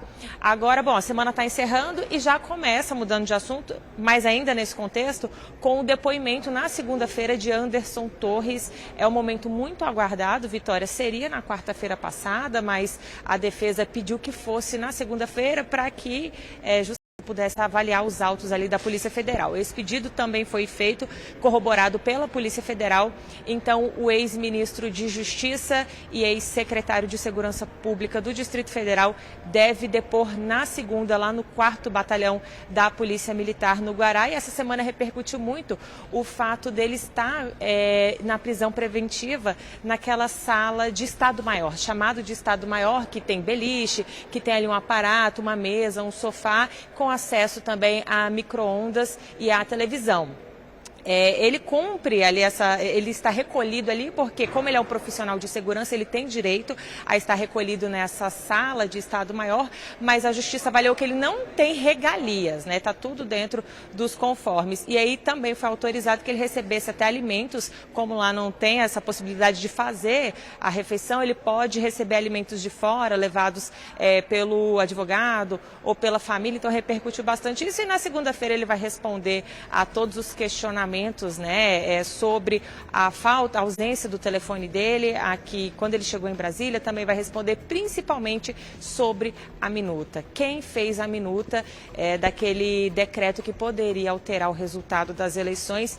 Esse é o principal questionamento da Justiça, então a expectativa é que segunda-feira essas perguntas sejam respondidas. Vitória. Obrigada, Raíssa, pelas informações. E aqui em Brasília, o delegado Fernando de Souza Oliveira prestou depoimento sobre os ataques antidemocráticos aqui no Distrito Federal. Ele que estava no comando da Secretaria de Segurança Pública no dia das invasões, admitiu erro da Polícia Militar em garantir a segurança da Praça dos Três Poderes. O ex-secretário executivo de Segurança Pública no Distrito Federal, Fernando de Souza Oliveira, número 2 de Anderson Torres, prestou depoimento à PF nesta quarta-feira. Ele contou que Anderson Torres informou que viajaria, mas deixaria o planejamento para as manifestações aprovado. Fernando afirmou que não foi deixada nenhuma diretriz específica e que Anderson Torres não o apresentou aos comandantes das forças policiais e nem ao governador antes de viajar aos Estados Unidos. Sobre a afirmação de sabotagem feita pelo governador Ibanez Rocha à polícia na semana passada, Fernando Oliveira acredita em erro na execução do plano operacional pela Polícia Militar do DF. Ele argumenta que o planejamento ostensivo e preventivo era de responsabilidade da PMDF e nele devendo constar quantitativo do efetivo policial, equipamentos, viaturas e tropas especializadas a serem utilizadas no teatro operacional. Nesta quinta, a Polícia Federal do Rio de Janeiro prendeu mais um suspeito de organizar e financiar atos antidemocráticos. Carlos Vitor Carvalho, conhecido como CVC, era assessor do deputado estadual do PL Fluminense, Felipe Poubel, e foi exonerado do cargo horas depois da prisão no Espírito Santo, onde estava hospedado em uma pousada. Outro preso, Alan Diego Rodrigues, suspeito de participar da tentativa de atentado com bomba, chegou à capital federal na noite desta quarta. Ele estava foragido desde o dia 29 de dezembro e se entregou à Polícia Civil de Comodoro, em Mato Grosso, na terça. Nesta quinta, prestou depoimento à Polícia Federal. O ministro Alexandre de Moraes, do Supremo Tribunal Federal, segue analisando os relatórios de audiência de custódia das mais de 1.400 pessoas presas por envolvimento nos atos golpistas de depredação aos prédios dos três poderes. Até o momento, 354 pessoas tiveram a prisão em flagrante convertida em preventiva. Outras 220 foram liberadas, mas precisarão cumprir medidas cautelares, como a utilização da tornozeleira eletrônica e a proibição de acesso a redes sociais. O grave atentado à democracia foi condenado pelo Parlamento Europeu. Por 319 votos a 46, os deputados europeus aprovaram uma resolução lamentando as tentativas do ex-presidente Bolsonaro e de alguns de seus apoiadores políticos de desacreditar o sistema de votação e as autoridades eleitorais, apesar de não haver provas de fraude eleitoral. E a polícia ouviu ontem o depoimento de Alan Diego dos Santos Rodrigues. Alan foi preso por suspeita de tentar explodir um caminhão-tanque perto do aeroporto de Brasília no dia 24 de dezembro. Ele confessou o crime e contou que recebeu a bomba em frente ao quartel-general do Exército. O delegado Rafael Póvoas confirmou o depoimento. Foi realizado um interrogatório do indiciado Alan Diego dos Santos Rodrigues, o qual é investigado no inquérito policial que apura a tentativa de explosão de proximidades do aeroporto de Brasília. Em seu depoimento, foi possível confirmar o que as investigações revelaram. Alan Diego confessou a autoria do delito e afirmou que contou com a participação do também indiciado Wellington Macedo para deixar o artefato no paralama de um caminhão-tanque. Além disso, George Washington teria sido responsável por produzir a bomba. Os militares do O governo dispensou mais 9 militares das Forças Armadas que prestavam serviço no Gabinete de Segurança Institucional da Presidência da República. Os advogados de Bolsonaro chamam a minuta encontrada na casa do ex-ministro da Justiça Anderson Torres de apócrifa, o que significa um documento de autor desconhecido. A defesa do ex-presidente argumentou ainda que o papel nunca extravasou o plano da cogitação, das ideias. Os advogados pedem que o documento não seja aproveitado na ação que investiga Bolsonaro, já que não estava em posse do ex-presidente, nem estava assinado por ele e nem que ele tenha participado da redação do texto. A investigação decorre de uma reunião feita por Bolsonaro com embaixadores de diversos países no ano passado, em que o ex-presidente desacreditou o sistema eleitoral brasileiro. Bom, a gente chamou o VT errado, mas agora vamos voltar com a repórter Raíssa Lomonte, porque ela está no Palácio do Planalto, acompanhando a agenda do presidente Lula. Raíssa, conta pra gente, dia cheio por aí, né? Parece que teve reunião com as Forças Armadas, sabe o motivo? Explica pra gente, mais uma vez, boa tarde pra você. Oi, Vitória, boa tarde novamente, boa tarde a todos. É isso aí, a reunião teve início por volta de 10 da manhã aqui no Palácio do Planalto. Olha, essa reunião vem em um momento até de tensão, né? Depois do dia 8 de janeiro, as relações ficaram ali um pouco abaladas. O presidente Luiz Inácio Lula da Silva fez algumas declarações de que pessoas das Forças Armadas poderiam ter ajudado ou participado de algum modo daquelas invasões. Então o clima ficou tenso, né? E a ideia agora é abrir um diálogo, é virar essa página, até porque o presidente precisa das Forças Armadas para poder governar. Então hoje ele abriu esse espaço, ele abriu esse diálogo aí para os chefes das Forças Armadas, Exército, Marinha e Aeronáutica. Os chefes, né, das Forças Armadas vão trazer também algumas demandas e também participa desse encontro o ministro da Defesa, José Múcio. Inclusive a gente está aqui no local onde pode ser a coletiva de imprensa dele, aguardando para ver o que ele vai dizer desse encontro, que balanço, que avaliação ele vai fazer. Agora, além de José Múcio Monteiro, nosso ministro da Defesa, também participa o Josué Gomes, presidente da Fiesp. Ele foi convidado porque, além de fazer as pazes, digamos assim, com as Forças Armadas, o presidente também quer dar uma tecnificada, modernizada nos nossos equipamentos, né, nos equipamentos utilizados pelos militares. Então, José Gomes, presidente da Fiesp, também participa dessa reunião. E a gente recorda, né, esse histórico que no dia 12 de janeiro, o Lula afirmou que muita gente poderia ter ajudado nessa invasão. Enfim, a gente segue agora se encaminhando para um momento mais pacífico dessa relação. É uma reunião muito importante, Vitória, e o presidente Lula, ele tem aberto o diálogo, né? A gente acompanhou ao longo dessa semana, ele recebeu aqui ontem, recebeu os reitores, recebeu os sindicatos, que segundo eles são núcleos que estavam sem diálogo com o governo desde a gestão anterior de Bolsonaro. A gente começou acompanhando os eventos ali com os sindicalistas que falaram essa semana que estavam sem pisar aqui já há 7 anos, né? Porque antes de Bolsonaro veio o ex-presidente Temer, depois ele recebeu os reitores das universidades e essa tem sido a proposta aí, ao longo dessa semana do presidente Lula, é abrir os diálogos e trazer de volta setores que estavam afastados da presidência da República.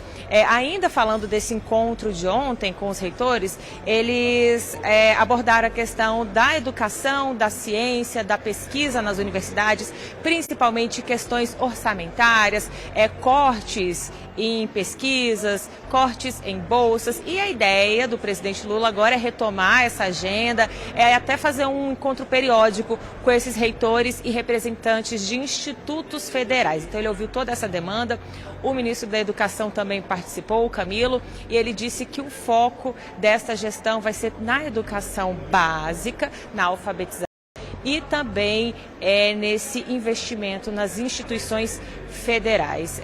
Inclusive, nesse ano, nessa gestão, a prioridade no que diz respeito ao Ministério da Educação é que todas as escolas brasileiras tenham acesso à internet 5G. Essa é a maior prioridade elencada pelo ministro da Educação na coletiva de imprensa que ele participou. Então, ele prometeu que até o fim desse governo, todas as escolas do Brasil vão estar sim conectadas. Agora, a gente tem uma reportagem com um balanço geral de tudo que foi tratado aqui ontem com esses reitores dessas universidades. Vamos conferir, Vitória.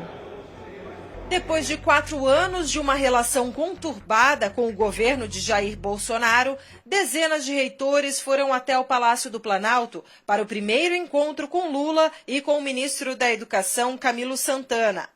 Ao abrir a reunião, Lula disse que a educação no país vai viver um novo momento.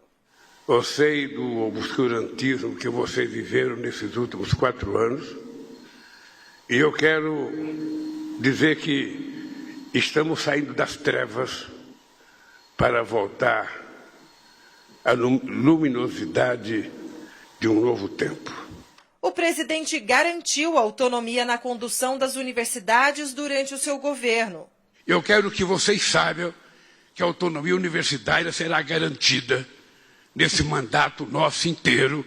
Vocês vão ter o direito de ser responsáveis, porque quem é eleito para ser reitor também é gostoso ser eleito, mas também deve ser gostoso ter responsabilidade com o dinheiro da universidade, com a administração da universidade e com o zelo pela universidade.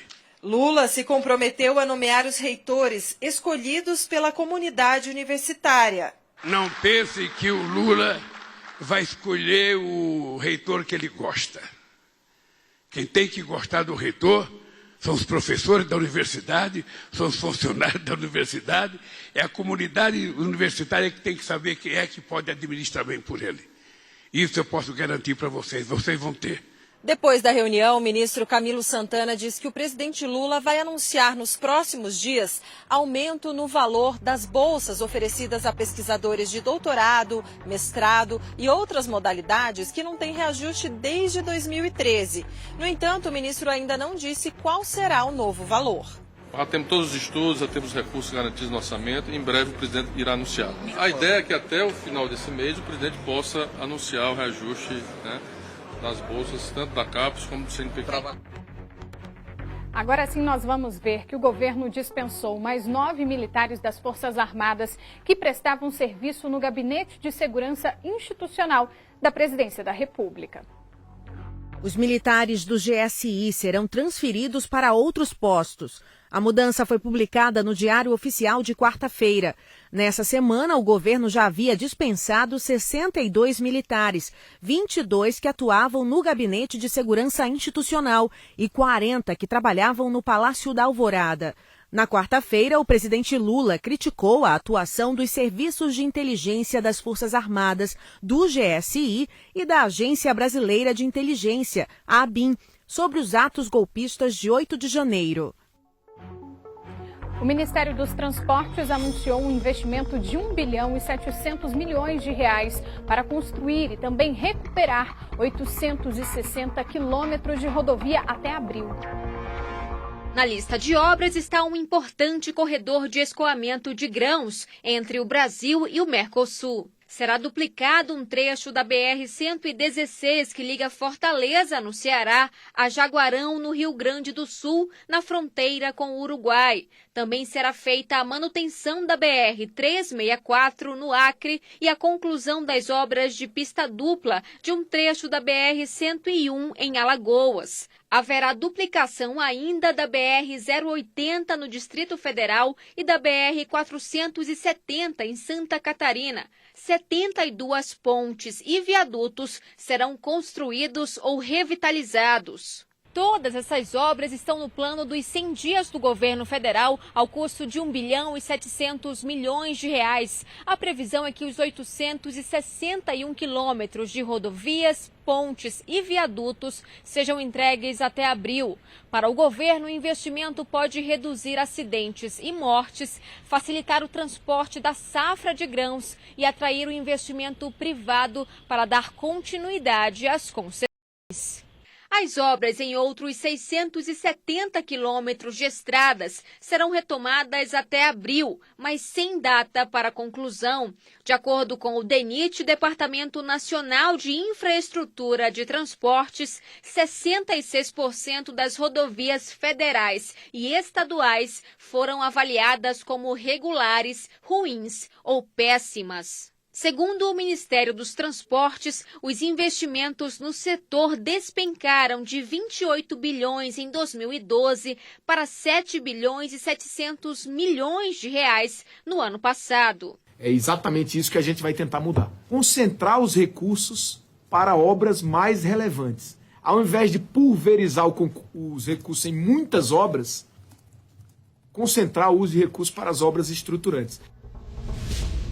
E nesse mundo cada vez mais tecnológico, as escolas vêm se adaptando cada vez mais. Especialistas dizem que a tecnologia ajuda a despertar o interesse da criança pelo aprendizado. E, além disso, ela prepara os futuros profissionais. Aqui no DF, algumas escolas já trazem aulas de robótica entre as disciplinas. E olha, tem saído cada projeto legal, é impressionante. E quem conta essa reportagem pra gente é a Kátia Gomes. No lugar de livros e cadernos, computadores e fios com sensores. Aqui a caneta foi substituída pelo mouse e cada clique faz o robô movimentar.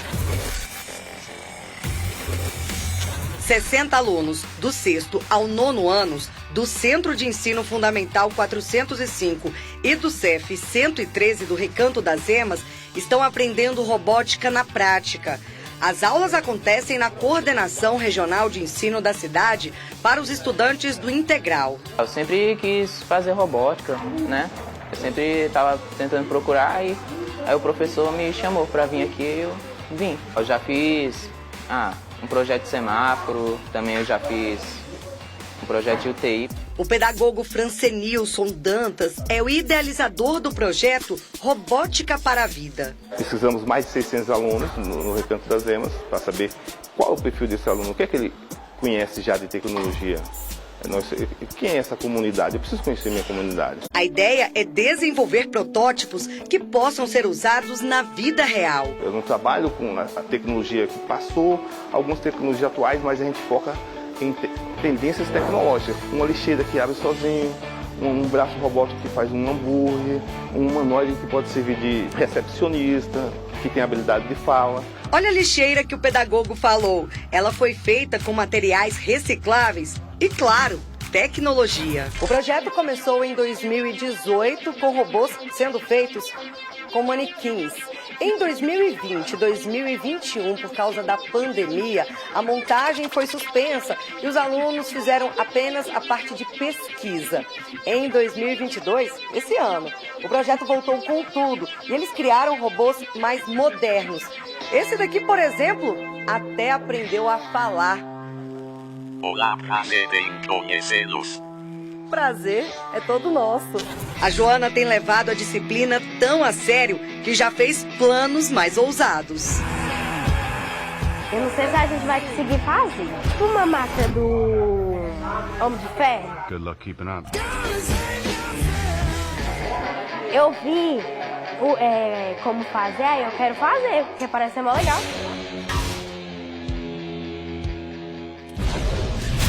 Concentrado, o Eric comanda o humanoide, que é esse robô em formato de ser humano.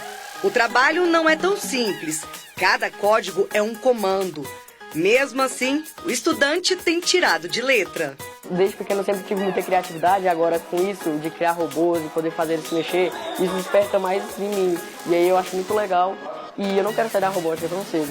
Era exatamente esse o objetivo do pedagogo quando criou o projeto. Despertar o interesse dos alunos pela tecnologia e mostrar que a diversão pode se transformar em profissão. Trazer o aluno, tirar do lado do balcão de usuário digital e colocar ele aqui na sala. Aqui é criador de tecnologia, deixa de ser usuário para ser criador de tecnologia.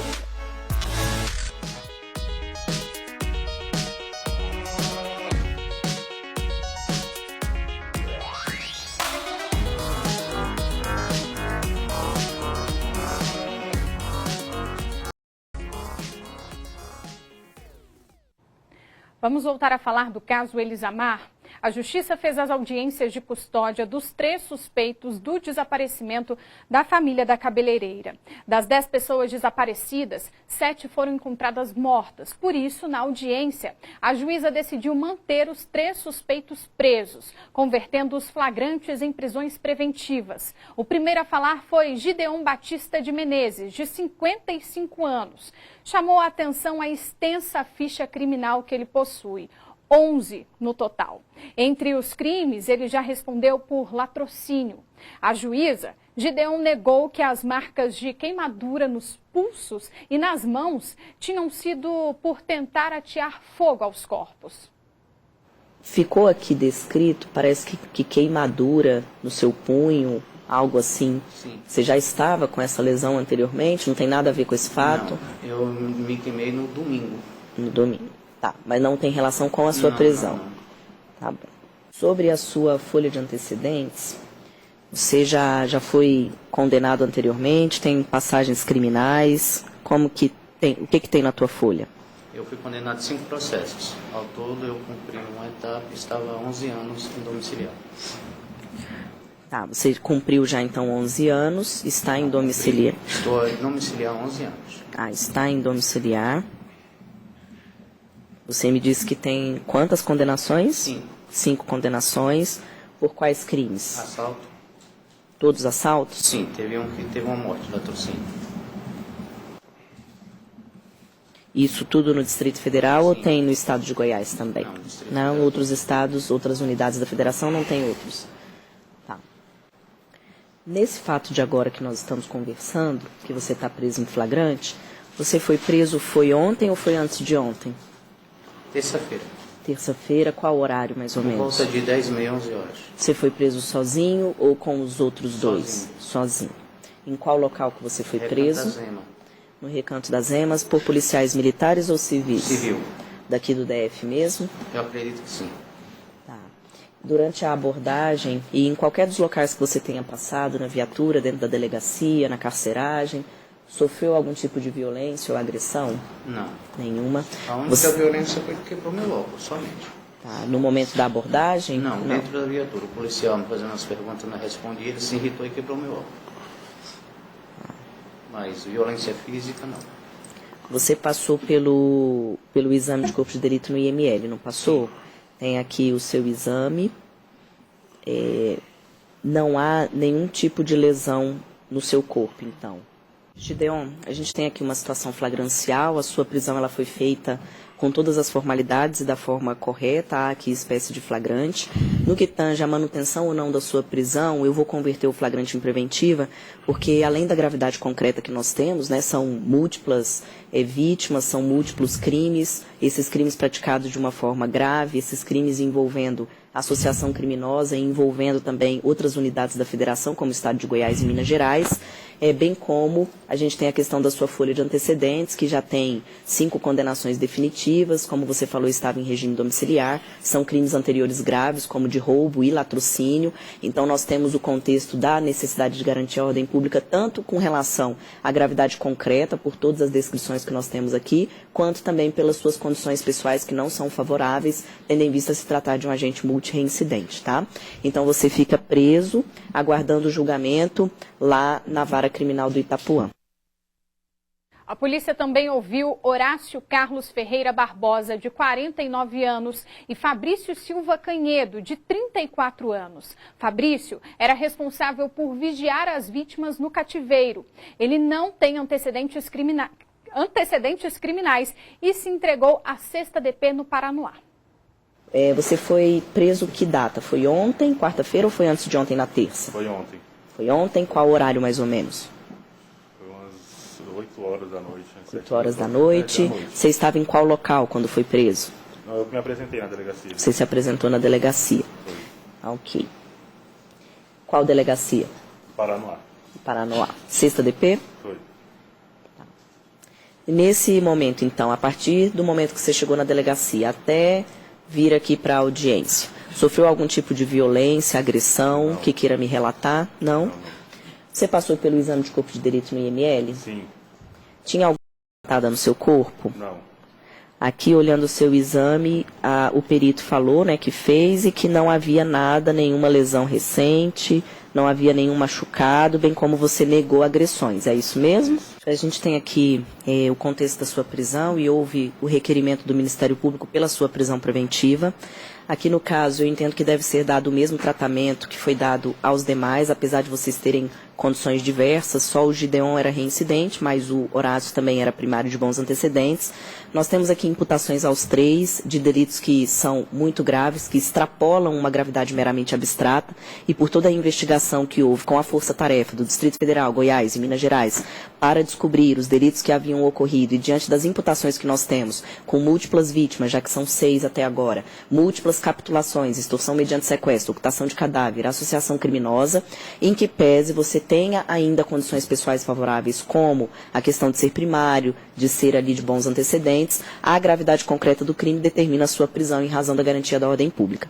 Então, entendo que os 3, né, eu já tinha decidido quanto aos 2, mas agora complementando a sua, os 3 permanecerão presos preventivamente, aguardando o julgamento lá no juízo natural, tá? Então você vai ser encaminhado para o sistema prisional e aguarda preso até o seu julgamento final.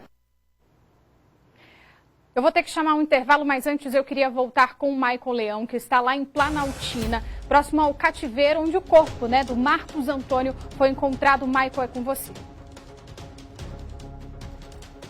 Exatamente, Vitória. A gente fala ao vivo aqui, direto da frente dessa casa que serviu de cativeiro ali, tanto para Renata quanto para Gabriela, segundo o próprio Fabrício no depoimento, por cerca de 2 meses. Foi nesse imóvel que foram encontrados documentos de todas as vítimas, alguns pertences dessas pessoas e também onde na última quarta-feira foi localizado aquele corpo esquartejado, sem os membros ali separados do tronco, mas que, segundo o Instituto de Criminalística da Polícia Civil aqui do Distrito Federal, já foi comprovado se tratar do Marco Antônio, que é justamente o pai do Thiago. A movimentação agora ela é bem parada, somente veículos de imprensa de todo o país estão aqui para acompanhar esse caso, porque à tarde, Vitória, a expectativa é que a Polícia Civil retorne aqui para o local.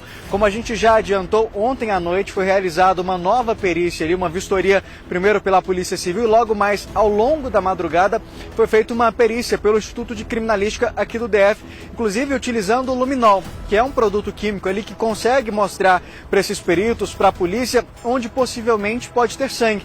A polícia quer saber agora o seguinte: seguinte, o Marco Antônio, ele foi morto nessa casa ou ela só serviu apenas para esconder o corpo, para ocultar o cadáver? O que aconteceu ali dentro? Essa perícia, esse resultado ainda vai sair daqui a alguns dias. Nós conversamos com o Dr. Ricardo Viana, logo no que ele tentava sair ali pela manhã da 6ª DP, diz pra gente que é necessário aguardar o resultado dessa perícia. Mais fontes ligadas à investigação, Vitória, já adiantaram para nossa equipe, inclusive no linguajar policial, é que essa perícia bingou. O que quer dizer isso? Que foi localizado algo que a investigação estava procurando ali. A gente ainda não sabe ao certo o que essa perícia teria apontado ali inicialmente, mas ao certo é que hoje à tarde existe sim essa expectativa do retorno daquela operação que a gente acompanhou ontem sendo realizada lá na chácara onde os pais do Tiago moravam, que ela seja feita aqui novamente. Vindo ali os cães farejadores do Corpo de Bombeiros e dessa vez, além dos próprios militares, máquinas provavelmente serão usadas para escavar ali. Como a gente adiantou na nossa primeira entrada, a polícia percebeu ali que em algum local tem uma diferença ali da cor do cimento, que seria um cimento mais novo, ao contrário do resto do imóvel. A gente chegou a conversar com o vizinho aqui que tinha interesse em comprar o imóvel, ele disse que já esteve lá dentro e que é uma construção com piso totalmente irregular. Então, essa cor pode ser justamente por esse cimento ter sido feito em outro momento, mas a polícia não descarta nenhuma possibilidade. Pode ser também, por exemplo, os corpos dessas vítimas que a gente ainda está procurando, que é o Tiago, a Cláudia, a ex-companheira do Marco Antônio, e a filha deles desse primeiro casamento, a Ana Beatriz, possam estar aqui. A polícia fez buscas ao longo da madrugada, não só aqui na casa que serviu de cativeiro, como também bem próximo, a cerca de 5 minutos, tem um lixão. Eles fizeram uma busca por lá, não encontrou também, e teriam retornado, inclusive, Vitória, durante a noite, lá na chácara, onde nós estávamos ontem acompanhando esse trabalho, tanto dos policiais da 6ª DP quanto do Corpo de Bombeiros, mas até agora nada. Somente aqui na casa, onde foi realizada essa perícia durante a madrugada, que teria surgido aí esse ponto que a investigação procurava para retornar com essas buscas. Então a expectativa é que agora à tarde volte para cá novamente com os cães farejadores para uma nova varredura e que também seja escavado mais coisas. Justamente ali, como a Polícia Civil já tinha feito uma primeira busca ali, escavado cerca de 50 centímetros e não encontrado o corpo do Marco Antônio, só depois, com o reforço do Corpo de Bombeiros, que eles localizaram ali o ponto exato em que esse corpo esquartejado estava.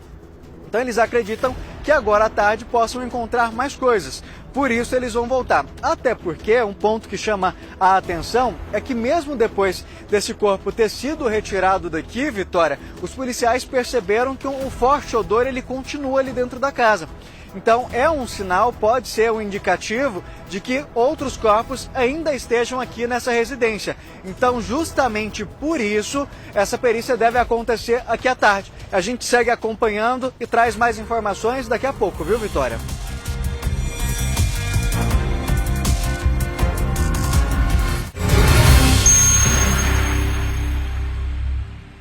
Vamos voltar a falar sobre o caso da família Belchior.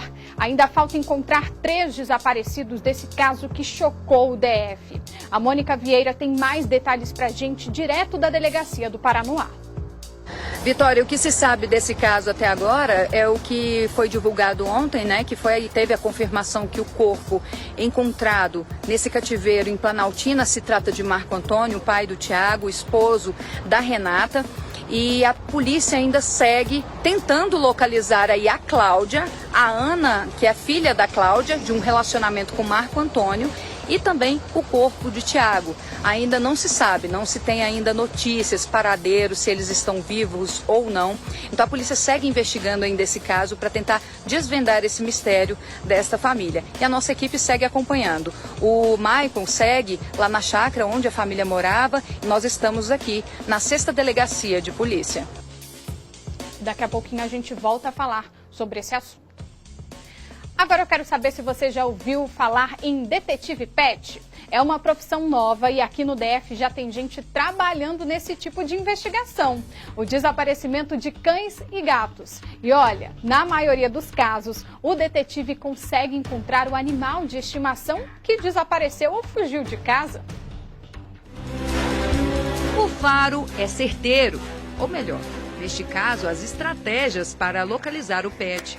Deusdete trabalha como detetive animal há 7 anos.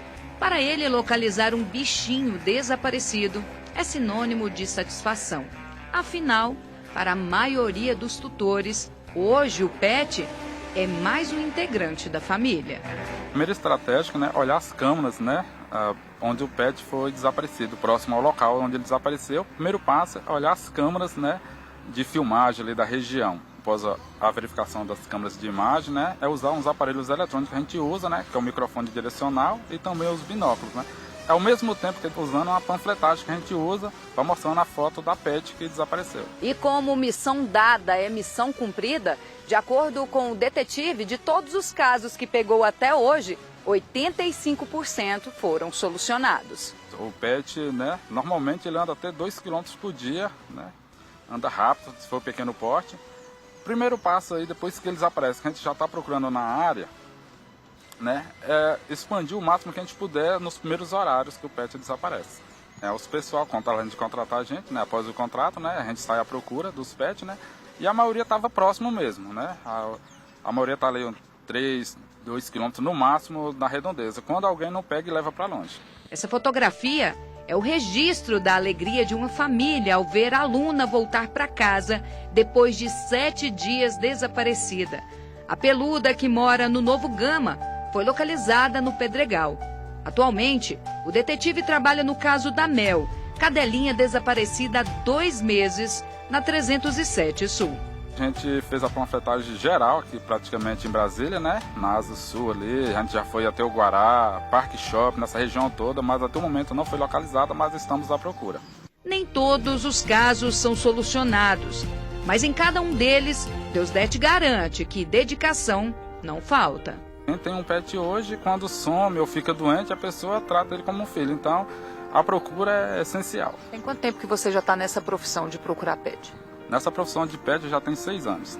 Gosta? Gosto muito.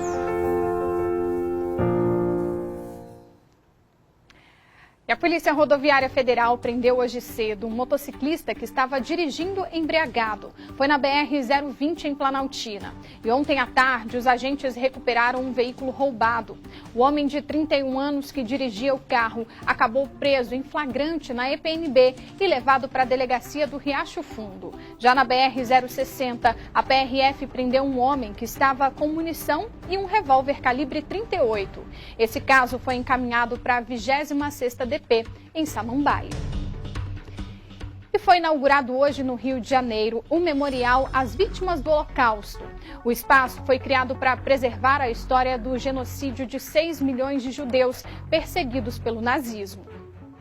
O primeiro memorial do Holocausto do Rio de Janeiro fica próximo a um dos principais cartões. Do lado de fora, um obelisco. Lá dentro, uma chama digital que representa a vida. Traz a palavra resistência. Nós não queríamos fazer um local, um mausoléu onde se falasse de morte, mas um local em que a gente possa falar de vida e da importância da vida. Por todos os lados, referências às vidas ceifadas durante a Segunda Guerra Mundial. Essa experiência também é sensorial. Aqui a vida dos judeus antes da guerra é representada com muita luz e cores. O próximo passo nessa história é a ascensão do nazismo, retratando nesta outra sala tons sombrios onde até os visitantes se veem de uma forma diferente. Dezenas de fotos e vídeos expõem as atrocidades cometidas nos guetos e nos campos de concentração. Marcos é testemunha de Jeová, um dos grupos perseguidos durante o Holocausto como negros e homossexuais.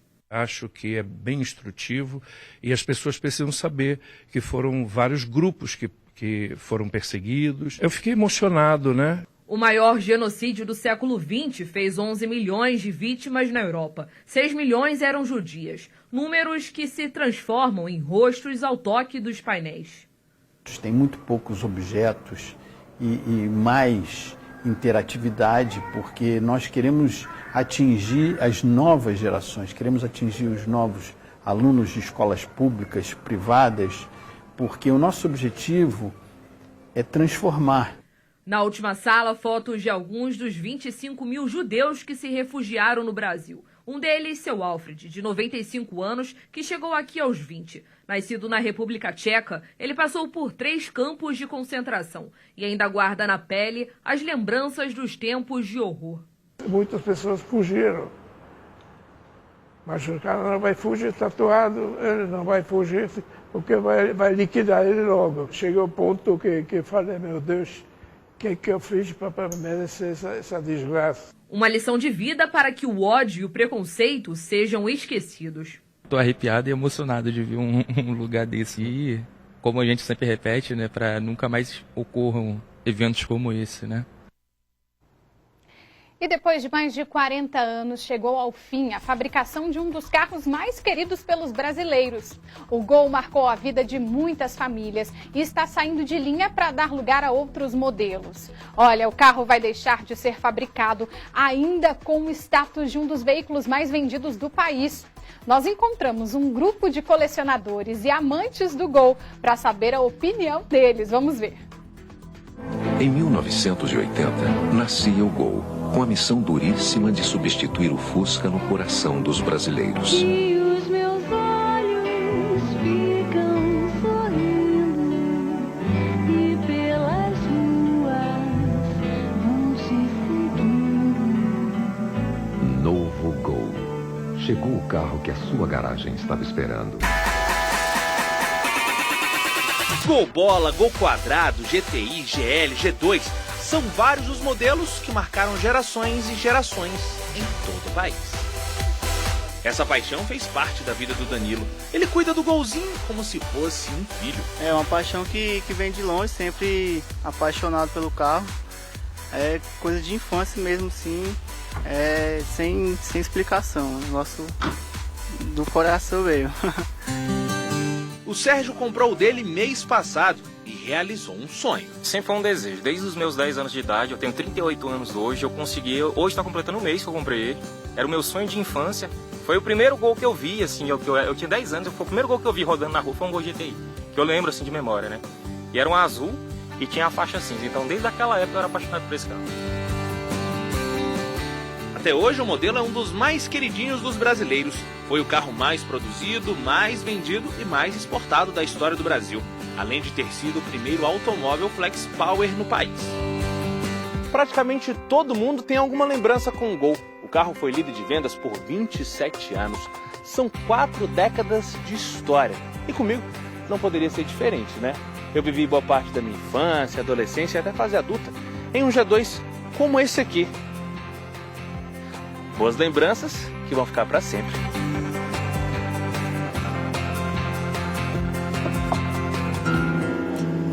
Mesmo com todo esse sucesso, a Volkswagen anunciou que vai parar de fabricar o Gol em 2023.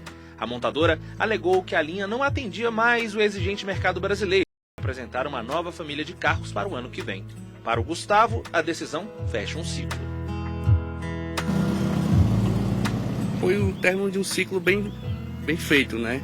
Porque são tantas gerações, tantos gostos, e assim, são muitas pessoas que não trocam o Gol por nada, né? Eu mesmo não troco ele, assim, não é fácil tirar ele de mim, né?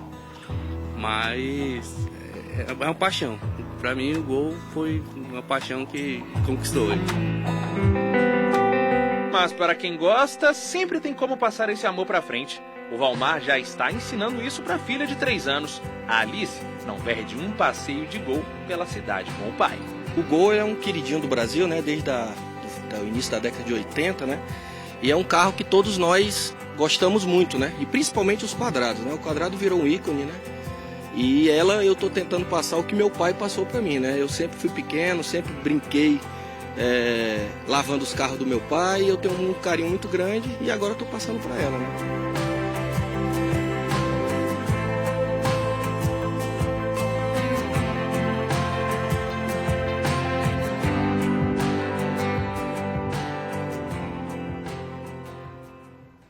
Muito bacana, né? Momento de falar de arte agora aqui no SBT Brasília. Tem um projeto que atende o DF e também o entorno que é muito legal. É voltado para as mulheres, chama Projeto Baleia. Ele estimula mulheres que são artistas a divulgar seus trabalhos e mais, enxergar a arte também como um negócio que pode ser lucrativo. A artista de Planaltina encontrou na arte visual uma forma de falar sem palavras, de expressar sem precisar de gestos. uma fuga de uma situação complicada que sofreu na escola. Aos 13 anos de idade, ela teve fotos íntimas vazadas na internet. A escultura me proporcionou poder falar, poder contar minha história e outras pessoas, outras mulheres que sofreram esse tipo de situação, perceber que elas foram vítimas também. Foi o meu escudo por passar por situações muito machistas na minha adolescência, né? A escultura Autodomínio Interior não deu a Ana Clara apenas voz, mas também o primeiro lugar no Prêmio Baleia DF, uma iniciativa que incentiva e divulga o trabalho de mulheres artistas no Distrito Federal e no entorno. Ao longo do projeto, nós tivemos 4 ciclos, cada um com uma temática diferente, uma curadoria diferente e uma artista premiada diferente, né? No 4º ciclo, que o tema foi Futuros Possíveis, a artista que ganhou foi a Ana Clara Rodrigues. E esse prêmio ele também significava uma quantia em dinheiro que foi muito relevante no tempo da pandemia, né? O projeto Baleia DF surgiu em 2018 da união de 4 mulheres artistas que decidiram dar visibilidade ao trabalho de outras. A ideia central era a gente publicar o trabalho desses artistas em um formato que fosse de fácil distribuição. Então a gente pensou nesse formato que é a zine, o zine vem de magazine, então é como se fosse uma revistinha de baixo custo. Então a curadora, junto com a nossa equipe, seleciona 20 artistas em cada ciclo e aí dentre essas 20 o público pode votar em uma artista para ganhar esse prêmio em dinheiro. As obras de arte selecionadas no prêmio ganharam destaque em um livro que tem distribuição gratuita em espaços culturais, galerias de arte e em restaurantes do Distrito Federal.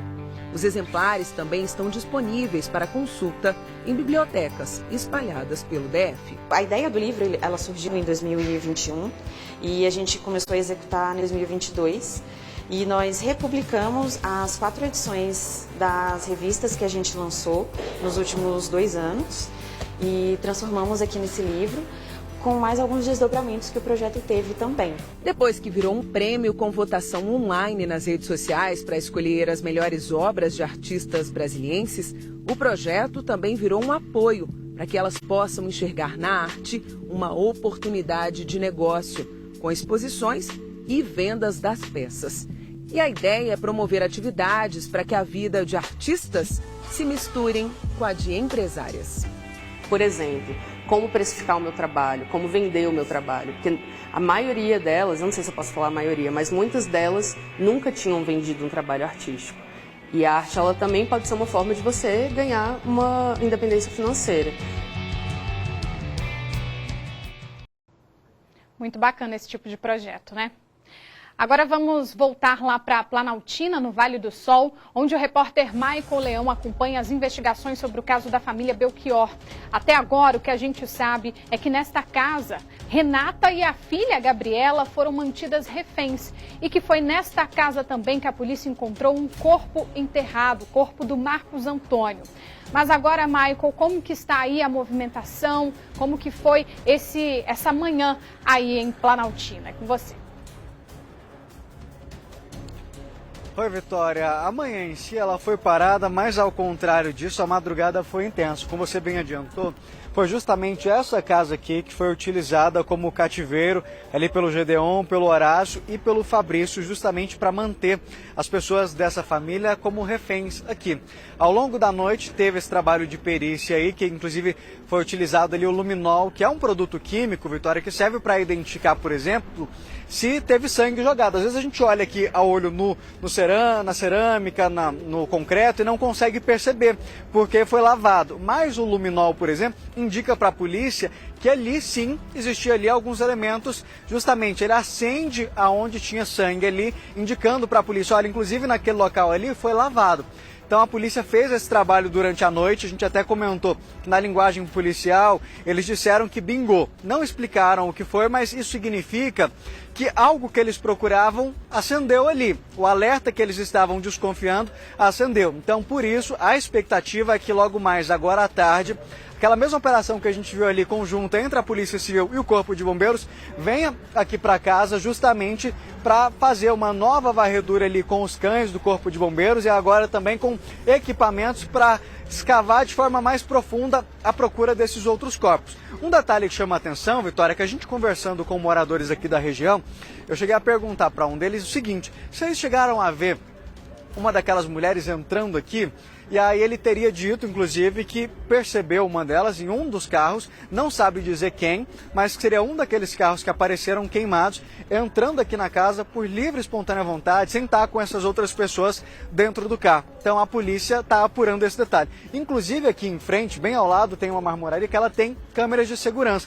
A polícia já está com essas câmeras trabalhando para entender essa dinâmica. Essas vítimas teriam sido atraídas aqui para esse cativeiro de forma assim espontânea, sem ter vindo para cá sob pressão, com armas apontadas? O que teria acontecido? Até porque dentro dessa casa aqui, Vitória, a polícia localizou documentos dessas vítimas, equipamentos ali, por exemplo, notebooks, até mesmo outros itens pessoais dessas pessoas escondidas aqui dentro dessa casa. Então ela quer saber agora justamente como que essas pessoas vieram parar aqui, se essas mulheres realmente vieram, qual seriam essas mulheres e se elas vieram para cá por livre e espontânea vontade, por quê? E o que aconteceu ao longo desses dias? A gente está falando que no depoimento ali, o Fabrício disse para a polícia o seguinte: a Renata e a Gabriela ficaram aqui nessa casa sendo mantidas como reféns por 2 semanas, ali sendo ameaçadas e extorquidas, obrigadas a passarem ali as senhas do telefone celular, do aplicativo bancário. Vale lembrar que no depoimento do namorado da Gabriela, ele diz o seguinte, que ali no dia 28 de dezembro, ela já tinha começado a ficar estranha e dito que precisaria sumir. Ele pressionou ela, o que está acontecendo, tentando entender essa história, e ela só disse para ele o seguinte: olha, meu pai teve um problema ali na venda de um trator e a gente vai ter que desaparecer. Ele questionou essa história para a mãe dela, que confirmou, mas ainda desconfiado, Vitória, ele foi tirar a dúvida ali com o Tiago. O Tiago disse que não sabia de nada, mas depois ele aproveitou o contato para pedir que alguns documentos da Gabriela que estariam com esse namorado fossem entregues para ele ali na região do plano piloto. Só que não deu tempo desses documentos serem entregues no dia, e o namorado disse que só poderia fazer isso no sábado. Só que no meio dessa conversa, o Tiago teria printado essas mensagens e enviado para o próprio namorado. Ao perceber o erro, apagou as mensagens e depois ninguém conseguiu falar mais com o Tiago e ele segue desaparecido. Então são perguntas, Vitória, que a polícia ainda segue trabalhando para tentar esclarecer esse caso. Como a gente disse, o corpo da Gabriela e da Renata, segundo o depoimento de um desses criminosos, são justamente os corpos encontrados naquela estrada que vai para Unai, em Minas Gerais. O Instituto Médico Legal de Minas já confirmou que tratam-se de 2 mulheres, mas ainda é necessário ali o exame de DNA, o exame até mesmo mais detalhado da arcada dentária, para confirmar quem são essas vítimas. Mas, segundo um dos presos, já seria sim ali a Renata e a Gabriela, Vitória. E, Michael, uma informação, né, que você deu no início da nossa edição, é que essa casa tinha sido alugada, foi alugada há 3 meses. Então, possivelmente, esses criminosos já estavam aí arquitetando, planejando esse crime, né? Sim, Vitória, a polícia acredita sim que seja um crime planejado, até porque esse imóvel foi alugado há cerca de 3 meses, segundo o Fabrício, teria sido alugado pelo Horácio, eles pagavam ali em torno de R$800 por mês. Chegaram a dizer para o proprietário o seguinte, que eles queriam montar uma oficina mecânica aqui na região, coisa que nunca aconteceu. E como a gente disse, esse caso ele começou a ganhar repercussão na quinta-feira passada, quando a Elisamar, depois de sair ali do salão com os 3 filhos e dar carona para essa amiga, ela desaparece. Mas antes de desaparecer, ela conta para essa amiga que estava indo encontrar o Tiago na casa dos pais, que é justamente essa chácara no condomínio que fica ali no Itapuã, e desaparece. Antes disso, ali por volta de 10 da noite, ela chega a avisar para essa amiga que chegou no condomínio. Só que depois ninguém tem mais notícias dela. No dia seguinte, a filha vai perceber a falta da mãe ali por volta de 11 horas, quando uma amiga liga e diz, a Elisamar não chegou para atender uma cliente, isso não costuma acontecer. Tá tudo bem com ela? Você sabe se aconteceu alguma coisa? E ali a família começa a desesperar, a entrar em contato.